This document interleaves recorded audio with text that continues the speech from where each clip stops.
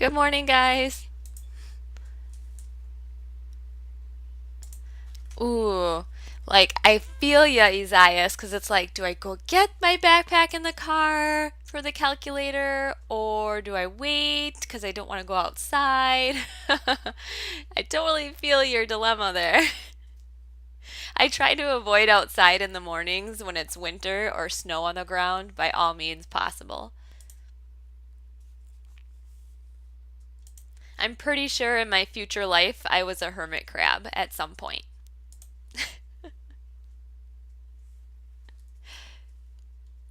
Yeah, go run out there real quick. You won't miss too much in the beginning here. All right, while Isaias is running out to his car to grab his calculator there, just a few announcements about the fourth quarter here. Believe it or not, we're in the home stretch. Woohoo! So only 7 weeks left. And actually less than 7 weeks, I think, because we're near the end of this week already. Um, but less than 7 weeks left until final exams. It's just crazy to think about. So there's a couple deadlines that I want you guys to just be aware of.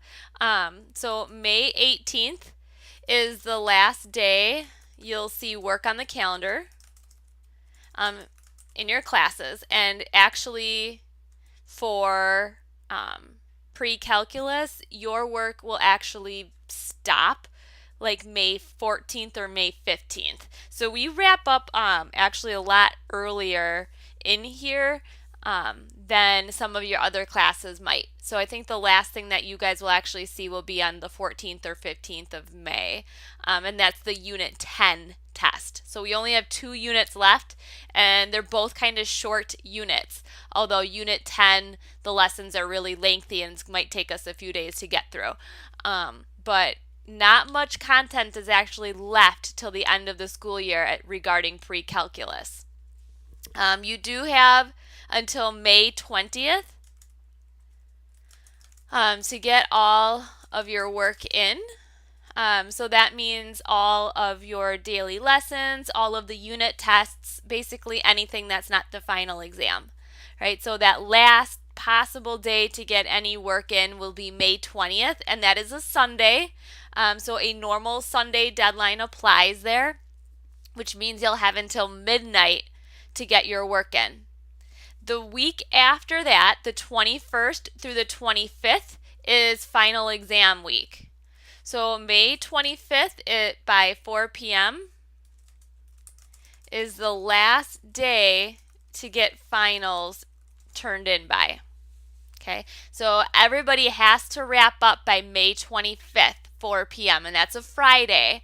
And that 4 p.m. is a little bit different, right? Because with final exams, we want to make sure if you have questions, teachers will be around to answer them, and teachers aren't around after 4. So you do have that 4 p.m. deadline for your final exams, and that is going to be May 25th. There will be no extensions given past May 25th. The end is the end, right? We've got to wrap up and finish the course off at some point. That point is May 25th. So there will be no extensions given past that day. So just be aware of that. Make sure you're planning ahead and staying on pace with the calendar. And like I said, nobody should have issues with those dates because we do wrap up a little bit earlier than some of your other classes do with that Unit 10. So you'll actually have a few extra days to get that missing work turned in. So I don't think that it shouldn't be a problem for anybody in here when it comes to getting late work turned in or missing work turned in, because you do have a few extra days the week of that May 18th deadline in there. But I did want you to be aware of those because that is going to come up pretty quick, believe it or not. Any questions with those last few deadlines there? If you're staying on pace with the calendar, you won't have any issues whatsoever. If you're a lucky duck and you're a junior and you showed up to both days of ACT testing, tomorrow I'm just going to do a quick run through and make sure that everybody was sent the Google form to fill out for their final exam exemption pass. If you are a junior and decided that your first choice was math, and I know that there's a couple of you in here who did choose math as your first choice, technically you guys would be done then May 18th if you qualify for that final exam exemption pass, which means you have to have a 70% in the course at that time. And I think everybody would hopefully fall into that category. So that would be exciting for you guys. I'll let you know, or your teachers will let you know then if you qualified and if you got the exemption pass for your first choice. I would say that week of the 14th, so May 14th. That week, you'll probably be notified if you qualified for your first choice final exemption pass. And you'll also be notified if you didn't qualify, so that the second teacher in line can look to see if you qualify for that second choice, and so forth. So that look for notifications the week of the 14th, whether you got your first choice or not for your final exam pass. Which is really exciting because today is April 5th. So really only like 6 weeks away or so until we can wrap everything up for good.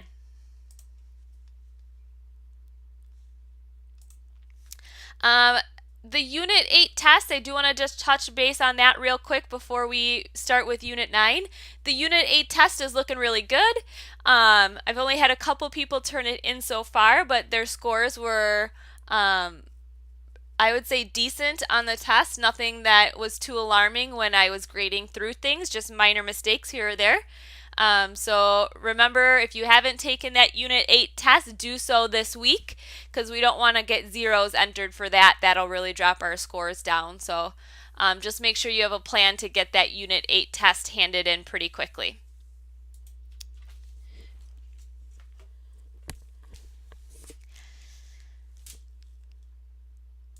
Okay, are you guys ready for the fun stuff? Because Unit 9, we're kind of looking at,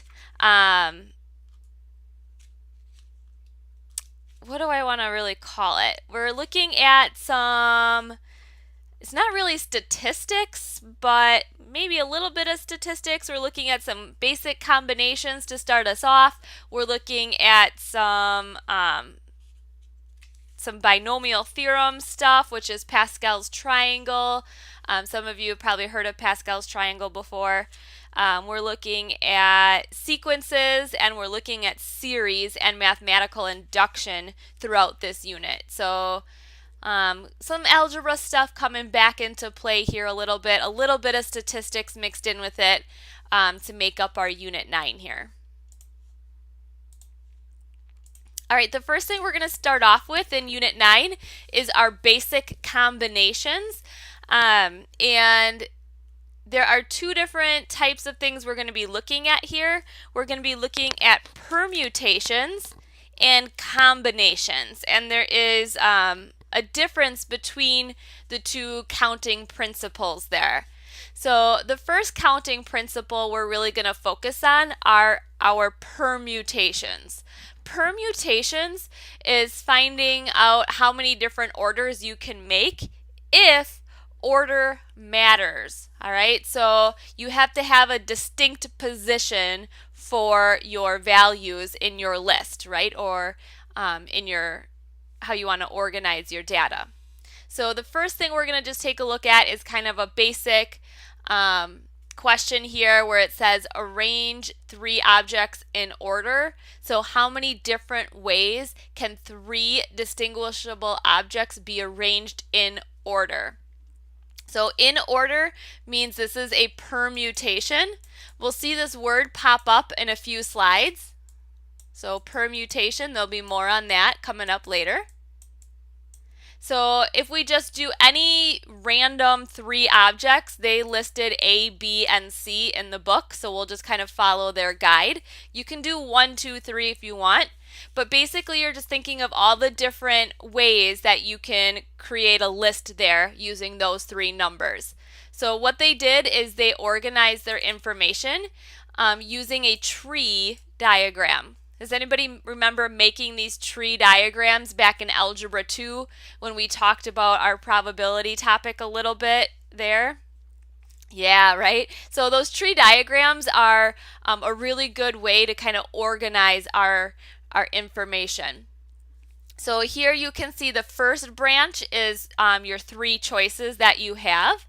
So A, B, and C.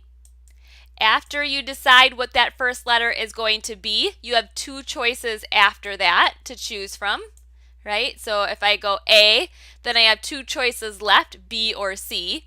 If I start with B, there's two choices left for my second option, which is A or C, and then C would be A or B. After you decide what that second letter is going to be, there's only one option left for the third choice. Right, so you can see to figure out how many different orders there are, we can do that 3 times 2 times 1, which gives you your 6 different ways. So there's 1, 2, 3, 4, 5, 6 different outcomes you can get when you try to order those letters or put those letters in an order where none of them are repeated. This is what we call the counting principle, by the way. So this is the multiplication principle of counting, and you'll notice that basically what you need to do here is it's your 3 times 2 times 1, so it's basically your factorial. Does everybody remember seeing factorials? If not, you're going to see that coming up real quickly in a few slides as well. Yeah, so factorial is represented with an exclamation mark. So in this case, you have 3 factorial because you have 3 objects that you're choosing there and trying to put in order. So factorial means you start with that number and then you count backwards to 1. So 3, 2, 1. And you're multiplying those numbers as you go.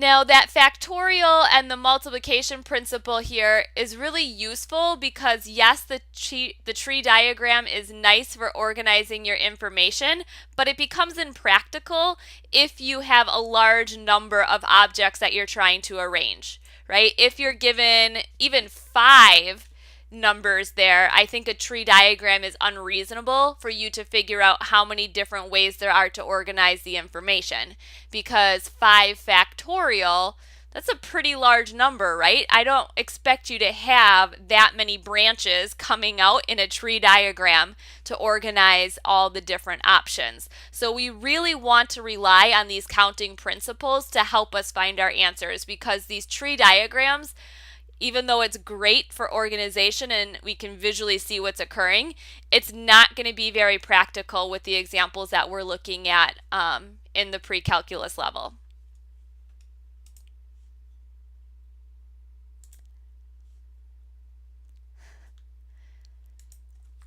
All right, so example 2, it says a Tennessee license plate consists of 3 letters and of the alphabet followed by 3 numbers, which are digits 0 through 9.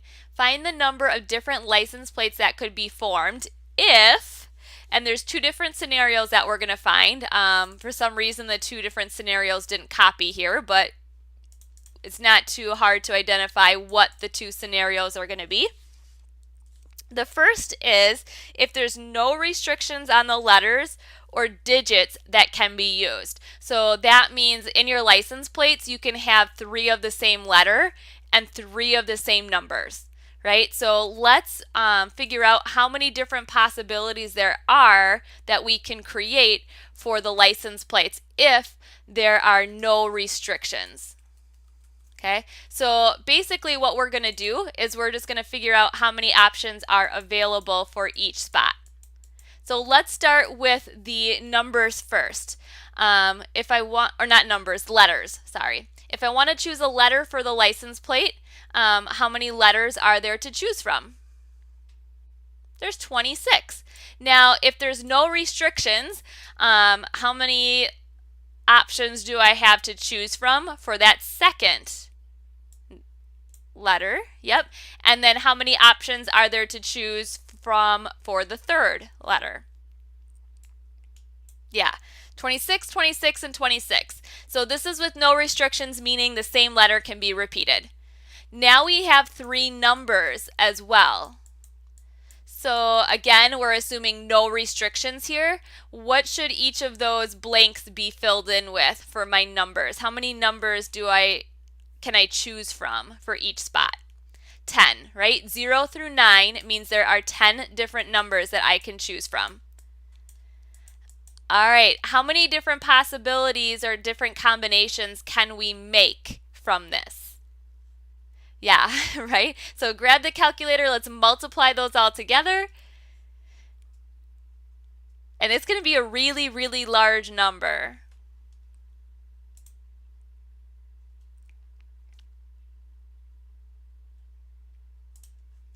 Yikes.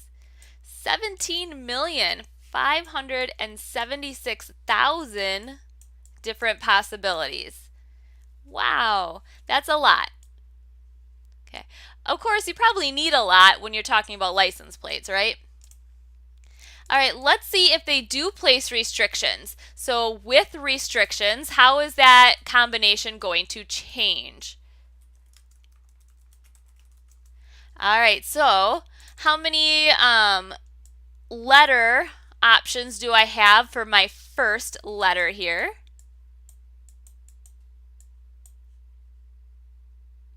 Still got 26 letters for the first one, but now we cannot repeat that letter. So we can't use it again in our license plate. So how does that affect the last two numbers or the last two spaces I have here for the letter combinations? What do I fill in? Yeah, 25 and then 24.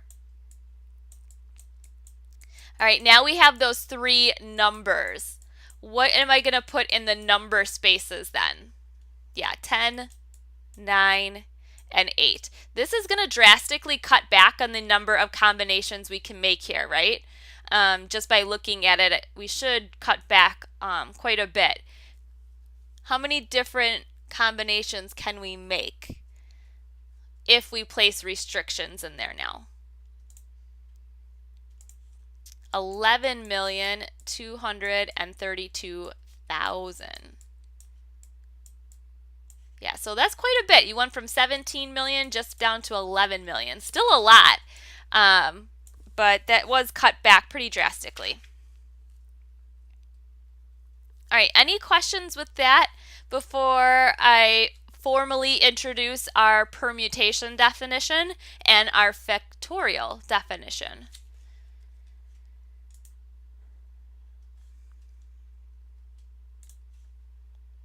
All right, so just as promised, you heard me talk a bit about it already, but permutations is a way that we can organize or count how many different ways we can establish a pattern there, but order matters. So with the few examples we've seen, the order has mattered. Usually we'll see permutations when we're looking for combinations of like first, second, or third place.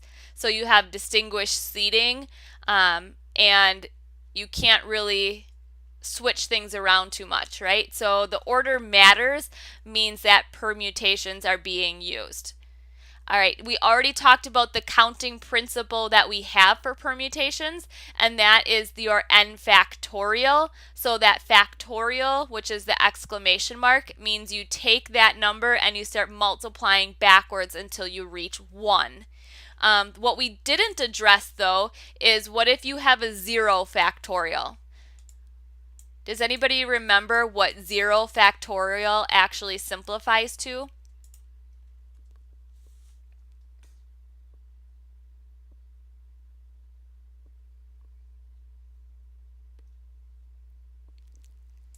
It's a 1. Yep. So if you ever have a 0 factorial, and it's not too common that we run into that, but if it does pop up at any point in time, just know that a 0 factorial is technically a 1. Okay. Now, what we didn't talk about with our counting principle here with the factorials is what if there's repetition involved? So before, we really haven't had repetition involved with the counting principle. So when we took our three letters and we organized them like A, B, C, B, C, A, we didn't have two of the same letter. What happens if we have two of the same letter being involved?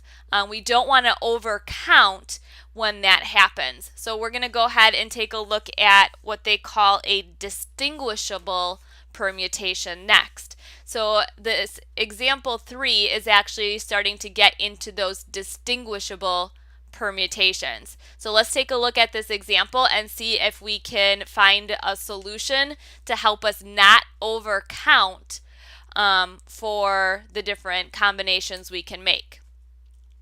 All right, so the first example here says count the number of different 9-letter words, and they use words in quotation marks because they might not actually be words in the English dictionary. They're just different organization, I guess, of the letters. So when the words that they're referring to is just different ways to organize the letters. They may not actually form a word in the dictionary. All right, so the first word they have is dragonfly. So that's the first 9-letter word. Are any of the letters repeated in dragonfly? No, right? I see only one D, one R, one A, one G, one O, one N, one F, one L, one Y. I don't see any of the letters repeated there. So our permutation of factorials there, our counting principle, it should hold true for this. So how am I going to find how many different ways we can rearrange that word dragonfly? So what's the counting principle that we're going to use here to figure out how many different ways we can reorder those 9 letters? 9 factorial. Yeah, you have 9 different letters, so that should be a 9 factorial. What is 9 factorial? And by the way, you do have a factorial on your calculator. So I told you that you would need your calculators here today. If you go to your home screen here and you punch in your 9, you can go to the math button next. You do have to scroll over to the probability option on the top. So I have to use my arrow button until I get to that PRB. PRB means those are your probability options that the calculator can perform. And you'll see that number 4 in that list is the factorial. So if you just scroll down or hit the number 4, it's going to go ahead and put that after the 9 that you put in your home screen already and hit enter, and it's going to give you that 9 factorial.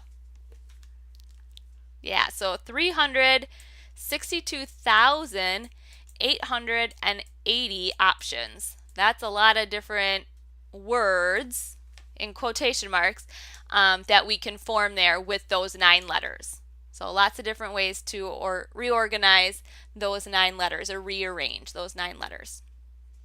All right, what about butterfly? That has 9 letters as well, but are any of them repeated? The T is. All right, so we want 9 distinct letters there, or rearranging it. We don't want to necessarily repeat any of those letters. So because the T is repeated, and how many times do we see T in there? Twice, right? T is in there twice. We're going to divide by that repeated letter. Now there are 2 T's, so that's why I'm going to divide by 2 factorial on the bottom. Okay, so that division there of that 2 factorial is going to help us take out the repeated options that we can get for the arrangement of those 9 letters, right? Because sometimes you're going to have it repeated and we don't want to get a double in there. All right, so using our calculator, what is 9 factorial divided by 2 factorial? still a lot of different combinations there. Good. All right, last one then, we have bumblebee. So again, we're starting with 9 letters in the word, but we do have some repeats. What are some of the letters that are repeated in there? B and E. Let's start. 3 B's, 3 E's. Okay, so this first 3 I'll let represent the B's that we have, and the second 3 is going to represent the E's that we have. Right? And again, we're choosing 3 factorials in the denominator there because that's how many B's and that's how many E's we have. So technically, I could rearrange these 9 letters and still get that word bumblebee. And I could rearrange them again and still get that word bumblebee, right? Because there's so many B's and so many E's that you can shift around while keeping the other ones in place that you're just repeating the same word again. So we want to make sure we're not counting that same word twice, even if it's repeated because of those multiple letters. All right, so how many different arrangements can we get here once we perform that? Yeah, it's going to cut down drastically from what we've seen before. So 10,080 only. And on your calculator, you might, with the division here, you might have to put that 3 factorial inside parentheses in order to get that 10,080 on your screen.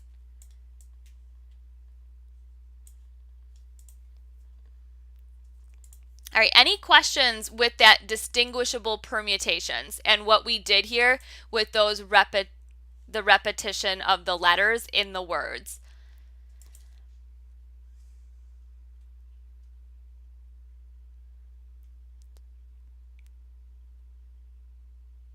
Okay, because now we have the formal kind of formula for that.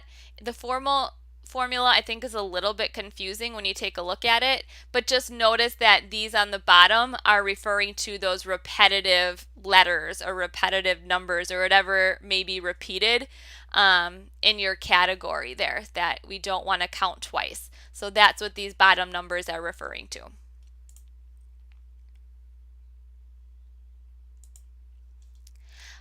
All right, so up to this point, we've used every single letter that we were given or every single option that we were given to rearrange things in our permutations. But now what happens if we only want to choose a sum of those? So if I'm given 10 numbers and I only want to choose 5 of them to start creating my arrangements. We are going to use a slightly different counting principle or formula to help us figure out the total number of ways we can rearrange those values, right? So if we're given a set of values n and we only want to choose r of those, so r is a certain amount of those n, we're going to go ahead and use this formula right here, n factorial over n minus r factorial. All right, down below it says in example 4, evaluate each expression without a calculator. So obviously this means we can do it on the calculator. I will show you example A on how to do it without the calculator first, and then we will look at examples B and C and rely on the calculator to help us figure that out as well. So I'm going to show you kind of both ways how you can do these with the calculator and also without the calculator. So without the calculator, we do have to rely on the formula that they give us up above. This is 6 permutation 4. So the 6 means that's how many you have total, and we only want to choose 4 of those 6 values, right? So how many different ways or combinations can we create from that? So we're going to go ahead and we're going to put 6 factorial over 6 minus 4 factorial. Obviously 6 minus 4 is a 2. And when I think about this, technically that 6 factorial means 6 times 5 times 4 times 3 times 2 times 1. 2 factorial is 2 times 1. I notice that they have 2 times 1 in both the numerator and the denominator, so we're going to go ahead and cancel those out. And then you're just left with doing your 6 times 5 times 4 times 3. So basically your 30 times 12 is what you're looking at there. And 30 times 12 would be 360. Yeah, so this first one, you would get 360. At some point, I'm guessing you're probably going to need the calculator to do this multiplication maybe. But what they are looking for is, do you actually know what that factorial means? Can you get to that 6 factorial over 2 factorial, write it out to actually know what it's representing and how to find the answer? So if it says to do it without a calculator, it's looking for the work behind it. So they're looking for the formula. They're looking for that simplification process. Luckily for us, our calculator has a program that not only does permutations, but it also do combinations that we'll learn about coming up in a bit here. So what we got to do this on the calculator is the first thing we got to do is type in the 6. So essentially what we're looking at is typing this exact thing into our home screen. So we got to put the 6 first, and then we're going to go to the math button on the calculator, and we're scrolling over to probability again. You'll see that number 2 in the list is your NPR, and that's exactly what we have right here for the permutation counting formula. So we're going to select that number 2 option, hit enter, and then we want to put the 4 following it, right? So 6 NPR 4, and when you hit enter, it's going to give you that 360. Okay, pretty slick. And we're going to rely on our calculator a lot for the rest of the lesson here. Let's go ahead and do the next 2. So why don't you guys do the next 2 using your calculator to get those answers up on the board there.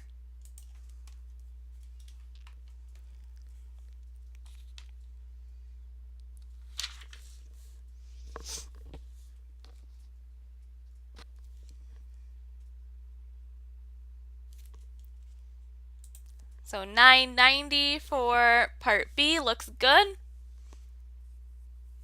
The last one is going to be more of a formula than anything. So when you have NP3, that's technically looking at kind of an n factorial over an n minus 3 factorial. And for that, I would actually look at an n times an n minus 1 times an n minus 2 and an n minus 3, right? But when you have an n minus 3 and it keeps going, the n minus 3 is all of a sudden going to cancel with the denominator. And everything else after that will also cancel with the denominator. So technically, a simplification of that would just be those 3 things left in the numerator after you've canceled out that n minus 3 factorial in the denominator. So I ran out of room, but I kind of ran out of room at the perfect time in the numerator there, because n minus 3 would have been the next parentheses, and that n minus 3 would then cancel out with everything in the denominator. Questions with those 3 at all?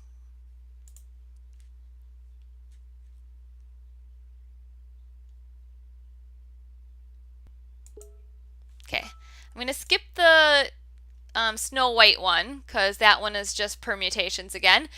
Now I want to focus on combinations. So combinations is when order doesn't matter. I think sometimes the struggle with knowing and finding the total amount of arrangements is deciding, do you have a permutation at hand or do you have a combination at hand? So combinations mean orders do not matter. So if I have a pizza and I want to select toppings to put on my pizza, it doesn't matter which topping I select first, right? Because it's still going to end up on the pizza at the end. If I want pepperoni, sausage, and mushroom, it doesn't matter if I put the pepperoni first on, or if I put on the sausage first, or even if I put on the mushrooms first, because all three toppings are still going to end up on that pizza in the end, right? So that's an example of a combination. So if you have 7 different toppings and you're only choosing 3, it doesn't really matter what order you choose them in because they all end up on the pizza anyway, right? So that's a kind of a prime example of a combination.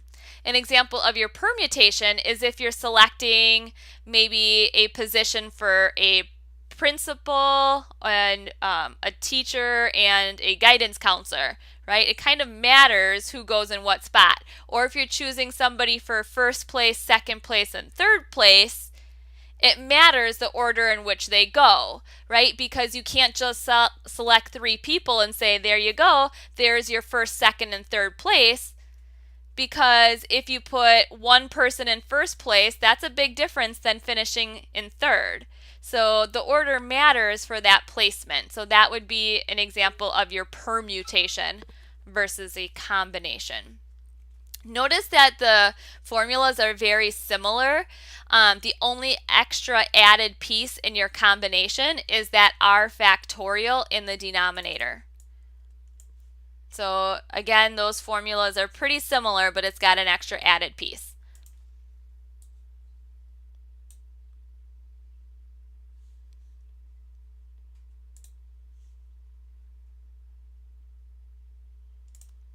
All right, so let's go ahead and distinguish whether it is a combination we're looking at or whether it's a permutation we're looking at.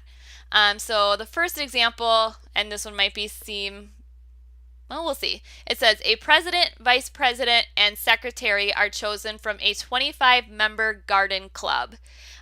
Is that an example of a combination or is that an example of a permutation? What do you think? Does order matter? That's basically what you got to ask yourself. Does order matter?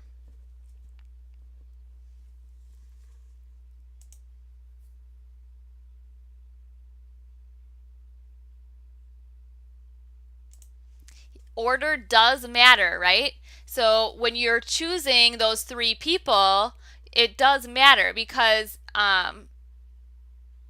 they can't, yeah, it matters. I guess I'm losing my train of thought of how to explain it. But yeah, this is a permutation. And not a combination because order matters. So if I choose 3 people and I place them 1, 2, 3, and then I place them 2, 3, 1, that's a different combination, right? And you have a different outcome because originally that number 1 person was president and now all of a sudden you switched it up and you put them last. Now that would be secretary. So you switch the order or position of which those people are holding. So order matters there when you choose them. All right, how about the next one? A cook chooses 5 potatoes from a bag of 12 potatoes to make a potato salad. Is that a permutation or a combination? This is a combination. Order does not matter. That potato salad is going to come out the same no matter what 5 potatoes you choose, right? So that one is a combination. What about the last one? A teacher makes a seating chart for 22 students in a classroom with 30 desks. Permutation or combination?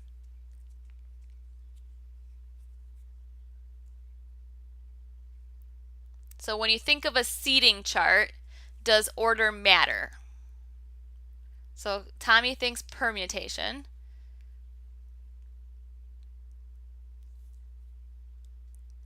It's going to be permutation. Permutation order matters because if I were to rearrange those 22 seats and assume that they have 22 seats, if I choose student 1 here and all of a sudden I rearrange it and I put student 1 here, that's a different seating chart. That's not the exact same as what I had originally. So this one is a permutation. I like it, Isaias. I picked up on it. No worries. Yeah, or you could have the 22 people sitting all on top of each other, which I don't think would make for a comfortable class.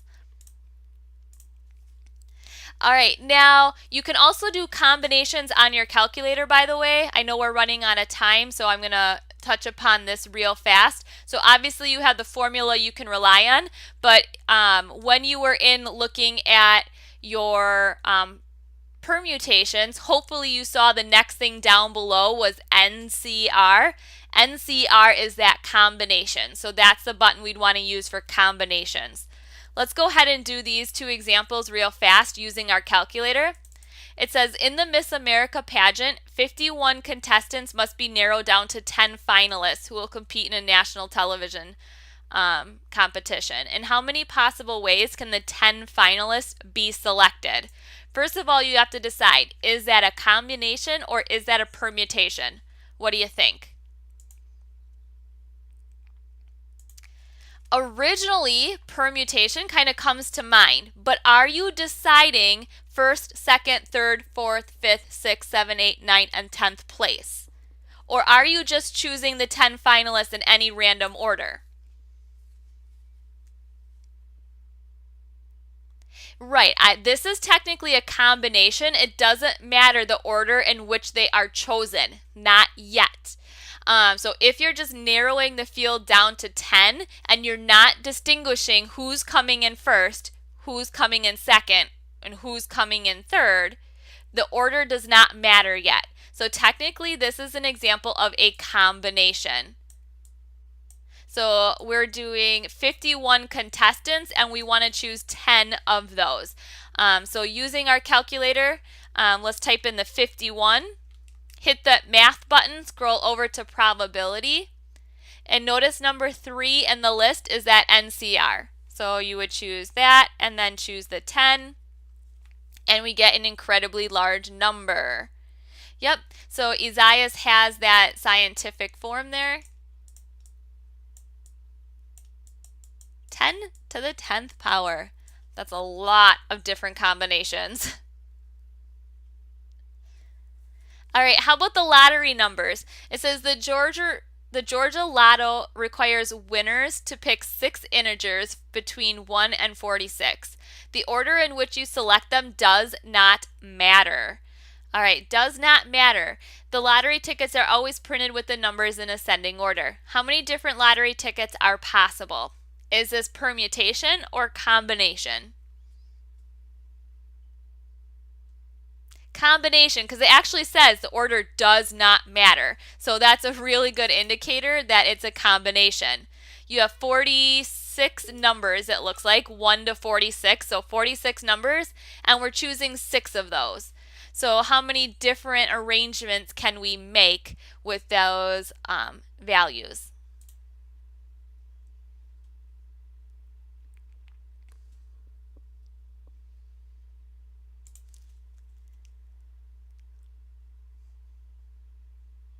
$9,366,819 different combinations.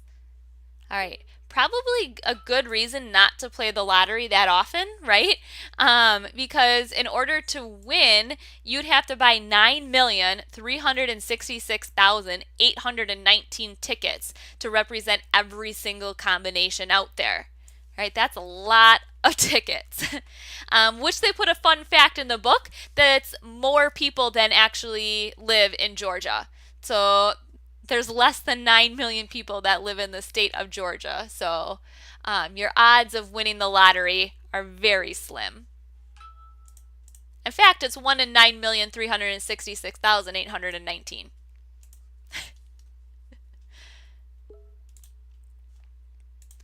All right. Here's that pizza topping one that I was kind of referring to with the combinations here. So if you have 10 different pizza toppings, this is an example of a combination because it doesn't matter the order in which you choose your pizza toppings. It still ends up on the pizza and tastes the same in the end. So we'll skip over that one with the time remaining. And since distinguishing what type of counting principle we have is the hardest piece here, let's just take a look at these two to finish off our class today.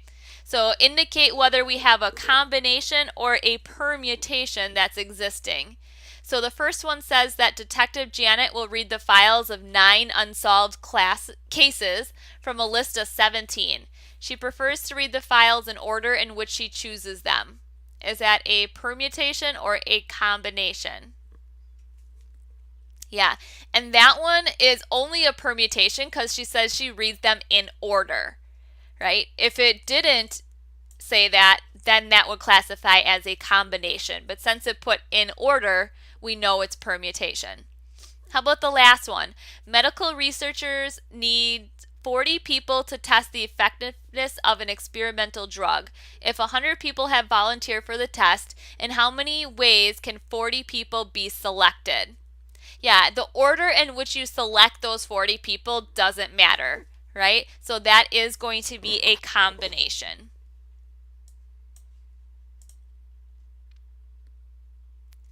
Good. There's no first, second, or third place for the experimental drug selection people. So any random 40 people, it doesn't matter the order in which they're picked. Right? There you go. That would be a little crazy. Don't think I'd want 40 of the same dosage. All right, are there any questions with our combinations and permutations? I do want to say and just reiterate to you that you can use your calculator when you are calculating your permutations and combinations. If you don't have a graphing calculator with those features, just Google like permutation calculator or combination calculator and some free options will come up for you. So if you don't have a graphing calculator, Google either permutation calculator or combination calculator, and you should find a free one online that just lets you punch those numbers in like we did on the calculator. Go ahead, Rebecca. Well, she's asking that. Oh, do you know why? It was just a way to get everybody testing. So we want to make sure that everybody gets out and takes the ACT test as the junior. So we offer that incentive just to make sure you show up for both days of testing. So that's why the ACT exemption pass is out there for our juniors. Okay. Any other questions?